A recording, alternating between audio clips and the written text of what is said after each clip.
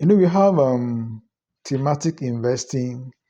Thematic investing is a kind of investment based on themes, and this method could be applicable to stocks as well as bonds. So in this video, I want to highlight thematic bond investing.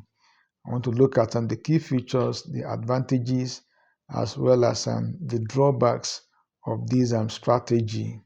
So thematic bond investing focuses on investing in bonds based on specific themes or trends rather than traditional criteria like credit quality or interest rate. Usually when it comes to investing in bonds, you consider the interest rate as well as the quality of the bond you want to invest in, the likelihood of default, the issuer of the bonds. When it comes to thematic bond investing, you discover that those criteria are kind of sidelined and neglected, but rather the major concern here is on the theme, the bond funds adopts in its investment approach. This approach seeks to align investments with certain economic, environmental, or social themes. Here is an overview of thematic bond investing. So these are the key features of this approach. Number one is theme-based selection. Theme-based selections. So bonds are selected, based on alignment with specific themes, such as green bonds. That's environmentally, sustainable projects. Social bonds, project with social impact, or other targeted areas like technology or infrastructure. In this aspect, the selection of the investments is based on themes, not necessarily on fundamentals, but based on themes. It could be environmental friendliness, it could be, a kind of social affinity, kind of, social impact, and it might be targeted towards either technology or infrastructures. Number two is focused investment. Focused investment. The strategy concentrates on bonds that support or benefit from certain thematic trends or sectors rather than rather than a broad market, a broad market approach. Instead of focusing on the entire market, considering the entire market, you simply focus on what? On the trends or certain sectors you feel will outperform the general market. Number three is sector exposure. Sector exposure. So it provides some targeted exposure to particular sectors or industries that are expected to benefit from microeconomic or thematic trends.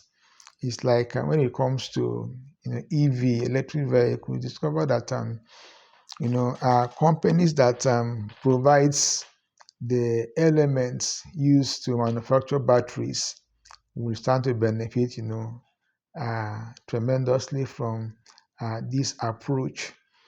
You equally have number four is thematic funds, often implemented through thematic bond funds or exchange traded funds that focus on bonds related to a specific theme. So in this particular case, discover that the investment criteria here is buying bonds that kind of targets a particular theme.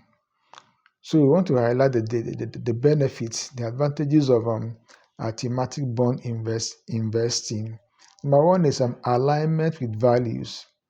It allows investors to support specific causes or themes they are passionate about, such as sustainability or social impacts. Number two is potential for growth. It can capitalize on emerging trends or sectors that are expected to grow or become more influential. So these bond funds, they tend to focus on areas they feel would grow rapidly. Number three is diversification. It provides diversification within a team, potentially reducing risk compared to investing, in individual bonds. So in this case, you diversify, your bets based on, within a specific team. You know, that's, it's a very important benefit of this kind of investing. Number four is market trend.